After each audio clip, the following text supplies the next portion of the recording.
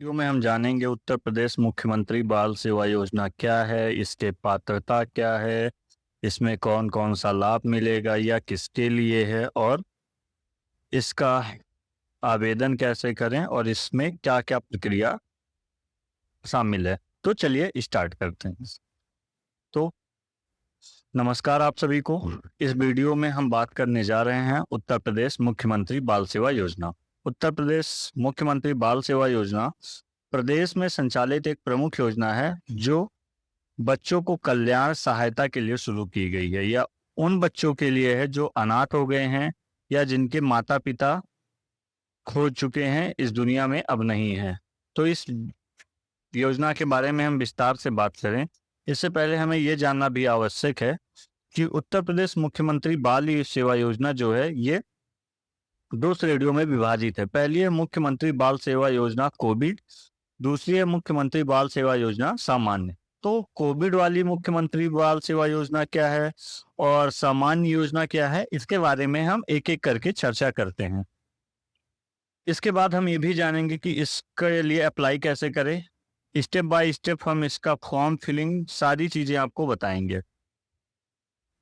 पहला है मुख्यमंत्री बाल सेवा योजना कोविड। यह योजना कोविड-19 महामारी के कारण अनाथ हुए बच्चों के लिए आर्थिक सहायता उन्हें देने के लिए शुरू की गई है। ऐसे बच्चे जिनके माता पिता दोनों या दोनों में से कोई एक की मृत्यु कोविड के कारण हुई है, यह योजना उनके लिए है। इसकी शुरुआत जब हुई थी तो योगी आदित्यनाथ जी ने 23 मई 2021 में की थी। लाभ इसमें क्या क्या मिलने वाला है, तो हमें इसमें जो लाभ मिलने वाला है वो पहला है 4,000 रुपये प्रति माह प्रति बच्चे, 2 बच्चों तक को मिलेंगे। दूसरा है 1,01,000 रुपये एक मुश्त सहायता विवाह या उच्च शिक्षा के लिए। ये 2 लाभ इसमें मिलेंगे। इसके लिए पात्रता क्या होनी चाहिए। एक और लाभ मिलेगा कक्षा 9 या उससे ऊपर के बच्चों के लिए व्यवसायिक शिक्षा के लिए एक लैपटॉप भी मिलेंगे। पात्रता है बच्चे की आयु 0 से 18 वर्ष की होनी चाहिए। माता पिता या दोनों में से किसी एक की मृत्यु कोविड-19 के कारण 1 मार्च 2020 के बाद हुई हो। बच्चा उत्तर प्रदेश का मूल निवासी हो। अब इसी के बाद जो दूसरी वाली हमारी योजना है सामान्य योजना, वो क्या है, वो है कि जो कोविड के अलावा किसी अन्य कारण से बच्चे अपने माता पिता को खो दिए हैं या माता पिता दो में से एक इस दुनिया में नहीं है अब, तो उनके लिए है। इसमें लाभ आपको क्या मिलेगा, 18 वर्ष के कम आयु के बच्चे को प्रति माह 2,500 रुपये मिलेंगे, परिवार के अधिकतम 2 बच्चों को। और जो बच्चे पढ़ाई कर रहे हैं 18 से 23 वर्ष के बच्चे, उनके लिए राष्ट्र और राज्य स्तर की प्रतियोगी परीक्षाएं उनको अतिरिक्त से कुछ सहायता दी जाएगी शिक्षा और स्वास्थ्य के लिए। पात्रता क्या है, बच्चे की उम्र 18 वर्ष से कम होनी चाहिए। यदि बच्चा अपनी लगातार पढ़ाई कर रहा है तो 23 वर्ष तक होनी चाहिए। माता पिता दोनों या किसी एक की मृत्यु के किसी भी कारण से हुई हो, वो जिन बच्चों के माता पिता या दोनों में से कोई एक एक्सपायर हो गए हैं, इस दुनिया में नहीं है। तीसरी पात्रता है ऐसे बच्चे जिनके माता पिता दोनों जेल में हैं या वो बच्चे बाल श्रम, भिक्षावृत्ति या अन्य जोखिमपूर्ण परिस्थितियों से मुक्त किए गए हों। और चौथा जो सबसे इंपॉर्टेंट है, बच्चा महत्वपूर्ण यह है कि बच्चा उत्तर प्रदेश का निवासी हो। आवेदन की प्रक्रिया जो है वो बिल्कुल ही ऑफलाइन है। आपको एक पीडीएफ फॉर्म है वो आपको निकालना होगा, प्रिंट निकाल के भरने हैं, सारे दस्तावेज लगाने हैं। फिर आपको उत्तर प्रदेश के अपने जिले के जो आपके यहाँ विकास भवन है वहां पे 2 में से एक जिला प्रोबेशन अधिकारी या महिला एवं बाल विकास विभाग में ले जा करके जमा करना होगा। आवश्यक दस्तावेज कौन कौन से हैं, बच्चों का आधार कार्ड, आयु प्रमाण पत्र, माता पिता का मृत्यु प्रमाण पत्र, निवास प्रमाण पत्र, और बच्चा 5 साल से ऊपर है तो स्कूल में पंजीकरण का प्रमाण पत्र, जैसे कि वो उसका वहां पे आईडी कार्ड हो गया, स्कूल में फीस रिसिप्ट हो गई, जैसी चीजें आप लगा सकते हैं।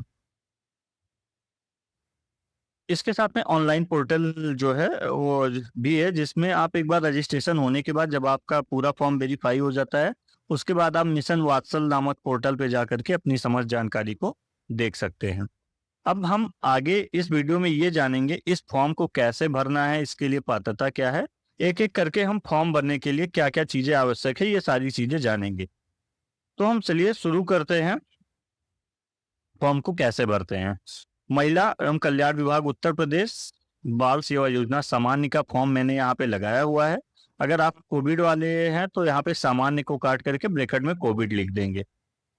आवेदन पत्र में सभी संलग्न के साथ स्वसत्यापित एवं पूर्ण रूप से भरे फॉर्म ही स्वीकार किए जाएंगे। स्वसत्यापित मतलब होता है सेल्फ डिक्लेरेशन। सारी चीजें मैं एक एक करके बताता हूँ। तो सबसे पहले हम जो जानेंगे वो है आवेदक का नाम, जिसके नाम से अब आवेदन किया जा रहा है। अगर बच्चे 18 साल से कम हैं या नाबालिग हैं जिनका अकाउंट नहीं है तो उनके लिए कोई और आवेदन कर सकता है, जैसे माता पिता या संरक्षक या बच्चा स्वयं जो 18 साल से ऊपर है या जिनका अकाउंट है, आधार है, वो सभी लोग कर सकते हैं। फिर बच्चे का नाम हिंदी में, बच्चे का नाम अंग्रेजी में। नाम वही यहाँ पर आप उपयोग करेंगे जो आपके आधार कार्ड या किसी वैलिड में हो। जन्म तिथि, जिला, जन्म का स्थान किस जिले में हुआ है। बच्चे की माता का नाम, बच्चे की माता की स्थिति जीवित है या मृतक है। अगर मृत्यु हो चुकी है तो तिथि और कारण। तिथि आप उसमें वही लिखेंगे जो आपके मृत्यु प्रमाण पत्र में हो गई। अगर बच्चे के पिता का नाम, पिता की स्थिति जीवित है या मृतक। अगर मृतक होने की स्थिति है तो तिथि और कारण, तिथि में वही लिखेंगे जो जैसा मैंने बताया आपके मृत्यु प्रमाण पत्र में हो या डेथ सर्टिफिकेट। संरक्षक का नाम एवं पूर्ण पता। संरक्षक का बच्चे से संबंध, अगर बच्चा खुद अपने नाम से इसको आवेदन कर रहा है तो संबंध उसका स्वयं हो जाएगा। क्या लाभार्थी उत्तर प्रदेश का निवासी है, तो इसमें हाँ रखेंगे। अस्थायी पात्रता, अस्थायी पता भी आपको लिखना होगा। आपकी अस्थायी पात्रता के लिए पिन कोड डालना होगा और ये पता आपके आधार कार्ड वाला होना चाहिए। वर्तमान पता आपका जो होना चाहिए वो आपके आधार कार्ड वाला ही होना चाहिए। क्या परिवार की आय 3 लाख से कम है? हाँ। अगर माता पिता दोनों एक्सपायर हो गए हैं तो 3 लाख की आय का कोई मतलब नहीं, कितनी भी आय हो आपको उस पर लागू नहीं पे क्लिक कर देना। यहाँ पे लिखा है माता पिता दोनों की मृत्यु होने की स्थिति में लागू नहीं है। परिवार के सदस्यों का विवरण, नाम, पिता का नाम और उम्र। आवेदक का मोबाइल नंबर लिख देना, आधार कार्ड नंबर और इसकी एक कॉपी। बैंक खाते में आधार, आपके बैंक खाते में क्या नाम है, खाता संचालक तथा बच्चे का संबंध। अगर आप खुद हैं तो आप खुद और स्वयं लिख देंगे। खाता संख्या, बैंक का नाम, बैंक की शाखा और पता, IFSC कोड। अब कुछ और चीजें हैं जो इसमें आपको ध्यान रखनी है। पहला, 0 से 18 वर्ष की आयु के ऐसे बच्चे जिनकी माता पिता या वैध अभिभावक कोविड-19 के अतिरिक्त किसी अन्य कारण से 1 मार्च 2020 के बाद मृत्यु हो गई है तो इस पर टिक करेंगे। इसमें 5 पॉइंट्स हैं, आपको पांचों पॉइंट्स पढ़ लेना है। जो भी आपके पास में जो चीज के लिए आप एलिजिबल हैं उस पर टिक कर देंगे सही, और जिसके लिए आप एलिजिबल नहीं उस पर आप क्रॉस कर देंगे। पांचों पॉइंट आप देख लेंगे, ठीक है। अब पांचों पॉइंट के बाद हम बात कर लेते हैं कि कौन कौन से हमारे डॉक्यूमेंट्स हैं जिनकी आवश्यकता होगी। तो सबसे पहला है बैंक पासबुक की copy, Aadhaar card, PAN card या फिर आपके voter ID card, driving licence, इन चीजों की एक कॉपी। पहचान पत्र की, अगर आप माता पिता दोनों एक्सपायर हो गए हैं और किसी और ने गोद ले लिया है तो विधिक रूप से गोद लेने का प्रमाण पत्र। मृत्यु प्रमाण पत्र माता या पिता का। एकल माता पिता के जीवित रहने की स्थिति में, मतलब माँ या पिता दो में से एक एक्सपायर हैं, तो आय प्रमाण पत्र लगाना होगा जो 3 लाख से कम का हो। बच्चे की आय प्रमाण पत्र, जो आपकी आधार कार्ड या परिवार रजिस्टर की नकल, कोई भी चीज आप लगा सकते हैं। परिवार रजिस्टर की एक नकल आपको इसमें लगा देनी। अगर बच्चा 5 वर्ष से उम्र की अधिक है उसकी उम्र, तो आपको शिक्षण संस्थान से कोई एक, आपको वहां पे फीस रिसिप्ट जो लिखे हैं या फिर वहां पे रजिस्ट्रेशन का आपका कोई भी एक सर्टिफिकेट लगा देंगे। उत्तर प्रदेश का निवास प्रमाण पत्र साइन कर देंगे और फिर इसको ले जाकर के अगर आप आगे देखेंगे तो इसमें दिखेगा घोषणा पत्र। तो घोषणा पत्र में आपको मैं अपना नाम लिखना है, पिता या पुत्री किसके हैं अपने पिताजी का नाम लिखना है, मृतक है या जीवित है और उनका मूल रूप से निवासी हूँ। मेरा स्थायी पता में अपना पूरा पता लिख देना है, वर्तमान पता लिख देना है। मैं शपथ पूर्वक घोषणा करता हूं कि मेरा नाम, मैं फिर अपने पिताजी का नाम, जन्म तिथि, जन्म स्थान है।